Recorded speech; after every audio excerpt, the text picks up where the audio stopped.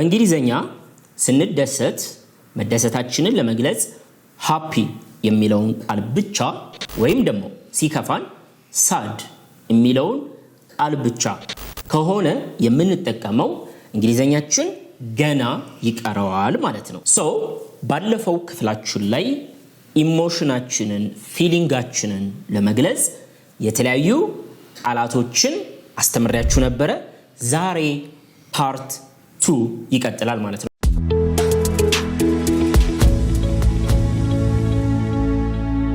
በባለፈው ላይ ፖዚቲቭ ኢሞሽንስ ከደስታ ጋር የተገናኙ በርካታ ቃላቶችን ሰጥቻችሁ ነበር። እንደዛው ሁሉ ደግሞ ከሳድነስ ጋር በተገናኘም በርካታ ቃላቶችን ሰጥቻችሁ ነበር። ለምሳሌ ከባለፈዎቹ ቃላቶች አንዳንዶቹን ሪማይንድ ለማድረግ ሃፒ እንላለን አይደለ? ደስተኛ መሆናችንን ለመግለጽ። ሌሎች ቃላቶችስ ጆይፉል ይሄም ደስተኛ ነው ማለት ነው አይደለ? ወይም ደግሞ thrilled ብለን ነበር ትዝ ካላችሁ። thrilled ወይም ደግሞ excited። በዛ በኩል ደግሞ ስንከፋ sad and happy ብቻ ከምንል gloomy, downhearted ወይም ደግሞ down, I am feeling a bit down ብለን ነበር። ብዙ ሰጠቻችሁ ነበር። የባለፈውን ክፍል ማየት ትችላላችሁ። ዛሬ እንቀጥል። አሁን ስንቀጥል የምናየው anger and frustration ከንዴት ጋር የተገናኙ ቃላቶችን የምሰጣችሁ በጣም ጠቃሚ ቃላቶች ናቸው። የመጀመሪያው አንድ የተናደደ ሰው ወይም መናደዳችንን ስንናገር angry አይደለም የምንጠቀመው። angry means feeling mad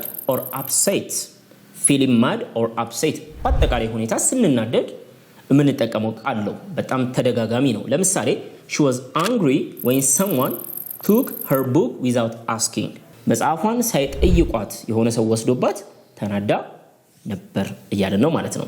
ነገር ግን angry ብቻ ለምን እንጠቀማለን ነው። ቮካብላሪያችንን የምናውቀውን የቃላት ዕውቀት ማሳደግ ይጠበቅብናል። annoyed ማለት ትችላላችሁ። annoyed, slightly angry and bothered። ስለዚህ annoyed በሆነ ሰው ምንድነው መበሳጨታችሁን የምትናገሩበት ነው። he was annoyed by the loud noise outside ውጪ በሚሰማው ጩኸት ምንድነው ትንሽ ተበሳጭቶ ነበር። angry, annoyed ብዙ አሉ። irritated, feeling bothered or upset ይሄኛው ትንሽ ቆየት ያለ ወይም ደግሞ ትንሽ እንትሉ ከፍ ያለ ሲሆን ነው irritated. she felt irritated after waiting for an hour በጣም መናደድ ጀመረች። አንድ ሰዓት ሙሉ ከጠበቀች በኋላ ምናልባት ሰው ሊሆን ይችላል። it could be something else. she became irritated, angry, annoyed, irritated በጣም ስትናደዱስ ምን ማለት ትችላላችሁ? furious ከስትሉ በጣም መናደዳችሁ። extremely angry, very intense anger በጣም ደረጃው ከፍ ያለ ንዴት ነው። he was furious when he found out about the betrayal ምን ይላል? he was furious when he found out about the betrayal means ክህደት። ምናልባት በሰው ሊሆን ይችላል የተካደው። ስለዚህ ስለሱ ሲሰማ ስለሱ ሲያውቅ ምን ሆነ? በጣም ጨሰ፣ በጣም ተናደደ። furious የምትለውን በጣም መናደድን የምታመለክተን ቃል ነች ማለት ነው። ሌላኛው ብዙ ጊዜ frustrated የምንለው እንሰማለን አይደል? frustrated። ስለዚህ frustrated, upset because of problems or obstacles። frustrated የምትሆኑት ምንድነው? ትጥራላችሁ obstacle መሰናክል ሲበዛብን የሚሰማን የንዴት ስሜት anger, helplessness በቃ ምንም ማድረግ አለመቻል። የዚህ አይነት ስሜቶች ሲደበላለቁብን frustrated, I am becoming frustrated. You can say something like that.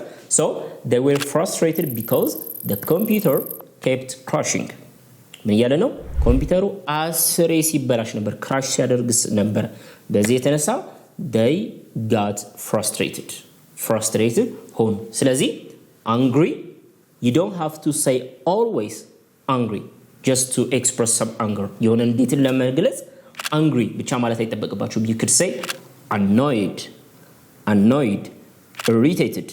irritated, furious ብለናል። ከዛ ደግሞ frustrated. ኦኬ፣ እነዚህን መጠቀም ይቻላል። frustrated more ከተስፋ መቁረጥም ጋር የምትገናኝ ነች። ሌላኛው የምጨምርላችሁ more መረጋጋት ጋር በተገናኘ የሆነ ሰላም ሲሰማን የምንጠቀማቸው ቃላቶች አሉ። calm የመጀመሪያው CALM calm which means quiet and relaxed በቃ የተረጋጋ free from stress. Let's use it in some example sentence. She stayed calm during the emergency. ምን እያለ ነው? She stayed calm during the emergency. በጣም ባስደንጋጩ በድንገተኛው ኢመርጀንሲ ወቅት እሷ ግን ምን ሆነች? She stayed calm ተረጋጋች። calm means being relaxed መረጋጋት ማለት ነው። ወይም relaxed የምትለውም ቃልን መጠቀም እኮ ይቻላል። free from tension ምንም አይነት ውጥረት ሳይኖርበት ቀለል ሲለን relaxed. It could be physically or mentally መጠቀም ትችላላችሁ። after yoga ካደረገ በኋላ he felt relaxed and refreshed ቀለል አለው። ሌላኛው peaceful it means calm and without worry በቃ ያለ ምንም ጭንቀት በቃ ሰላማዊ ማለት ነው አይደለ? ምንም የሚረብሸን ነገር የለም። The garden was peaceful early in the morning. The garden was peaceful early in the morning. ጠዋት ላይ የአትክልት ስፍራው peaceful ነበር፣ ሰላማዊ ነበር። ሌላኛው ደግሞ serene የምትለውን እንጠቀማለን። ይሄ ደግሞ በጣም ሰላም የሚሰማችሁ አንዳንዴ ወደ ሐይቅ ቦታ ሄዳችሁ በጣም ተፈጥሮ ያለበት ቦታ ሄዳችሁ የሚሰማችሁ ስሜት ማለት ነው። very calm and peaceful deep ነው ይሄኛው። ኦኬ በጣም ዲፕ ነው። so the lake looked serene under the sunset. ሐይቁ ከሰንሴቱ ስር የሚታየው ሐይቅ ምንድነው? በጣም ሰላማዊ ስሜት ይሰማ ነበር፣ ሰላማዊ ይመስል ነበር እያለ ነው። so calm, relaxed, peaceful, serene የሚሉትን እነዚህን ቃላቶች መጠቀም ትችላላችሁ። ሌላኛው ደግሞ ይሄ ጭንቀት፣ ውጥረት stress and uncertainty የሆነ ነገር ግራ መጋባት ከነዚህ ጋር በተገናኙ ደግሞ በርካታ ቃላቶች አሉ። እነሱን ደግሞ ልስጣችሁ እስኪ። so የመጀመሪያው nervous feeling tense or worried. Most of the time it is often before events, some kind of events. የሆነ action ወይ የሆነ event ክንውን ከመደረጉ በፊት የሚሰማን ፍርሃት፣ የመጨነቅ የመፍራት ያ ነገር ሊመጣ ነው ብለን ማሰብ ማለት ነው። ለምሳሌ he was nervous about speaking in front of the class. He was nervous about speaking in front of the class. ክላሱ ፊት ወጥቶ ለመናገር ፈርቶ ነበር እያለን ነው ማለት ነው። worried መጨነቅ አይደለም። concerned about something ስለሆነ ነገር ማሰብ፣ መጨነቅ፣ more ችግሮች ላይ ትኩረት ማድረግ ማለት ነው። so we can say they were worried about the test results. ስለዚህ የፈተና ውጤት ምን ይሆን ብለው ተጨንቀው ነበረ፣ በወድቅስ የሚል ስሜት ማለት ነው። more worried ስንል ፎከስ የምናደርገው ምን ላይ ነው? ፕሮብሌም ላይ ነው ብለናል። ሌላኛው tense እኛ እዚህ የግራመር ትምህርት ላይ tense የምንለው አይደለም። tense ወይም intense የምንላት ቃል አለችን አይደለም። ለምሳሌ the room was tense during the negotiation ምን እያለ ነው? the room was tense during the negotiation ድርድር እየተደረገ በሰዎች መካከል የሆነ ኔጎሽዬሽን ነበረ።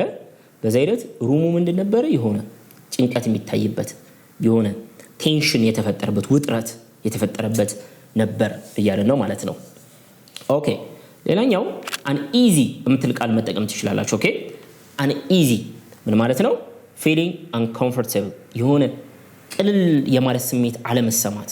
ለምሳሌ በጨለማ አምሽታችሁ ስትሄዱ የሆነ ይጨንቃችኋል፣ የሆነ ነገር happen ያደርግ ይሆን ውስጣችሁ ተጨናንቆ ስትሄዱ uneasy. he felt uneasy walking alone at night. ብቻውን በምሽት ወክ ሲያደርግ ምንድነው የሆነ ክብድ የሚል ስሜት ተሰምቶት ነበር። ሌላኛው ግራ ከመጋባት ጋር በተገናኘ confused የምትል ቃል ብዙ ጊዜ እንጠቀማለን። ግራ መጋባት አይደለም፣ confused. she was confused by the complicated instructions. ድብልቅልቅ ባለው ግራ በሚያጋባው ትዕዛዞች ግራ ተጋብታ ነበር። she was confused. he looked puzzled when he couldn't solve the problem. ችግሩን መፍታት ባልቻለ ጊዜ በጣም ግራ ተጋብቶ ነበር። puzzled ስንል confused ሆኖ ግን ከዛ ይከፋ ከዛ የበለጠ በጣም ግራ መጋባት ማለት ነው። ሌላኛው lost የምትለው መጠቀም ትችላላችሁ። lost ደግሞ complete ግራ መጋባት ነው። complete ግራ መጋባት after the changes she felt lost and unsure what to do ሁኔታዎች ከተቀያየሩ በኋላ የሆነ change ከመጣ በኋላ ምንድነው በጣም ግራ ተጋብታ ነበር። ምን እንደምታደርግ ጠፍቶባት ነበር እያለ ነው ማለት ነው። ስለዚህ እነዚህ መጠቀም ትችላላችሁ። ምን ብለናል? nervous, worried, tense, uneasy, confused, puzzled, lost በጣም በርካታ አሉ። እኔ በተጠቀሟቸው ይጠቅማችኋል ብዬ ያሰብኩት ነው የሰጣችሁ። የበለጠ እንግሊዘኛችሁን ደግሞ ደረጃችሁ ተለይቶ ያላችሁበት ደረጃ ተለይቶ ፕላስ ደግሞ ጥንካሬያችሁ ድክመታችሁ ተለይቶ ለእናንተ የሚሆን ኮርስ አግኝታችሁ እንግሊዘኛችሁን ማሳደግ የምትፈልጉ ተማሪዎች በሰዋሰው አካዳሚ ኦንላይን ካላችሁበት ሆናችሁ መማር ትችላላችሁ። በ0923 05 2061 ደውሉ። ሙሉ መረጃ እንሰጣችኋለን። ቴሌግራም ላይ፣ ዋትስአፕ፣ ኢሞ ላይ ያናግሩን። ምላሽ የምንሰጣችሁ ነው የሚሆነው። ኔክስት ታይም ሌላ ትምህርት ይዤ እመጣለሁ። ባይ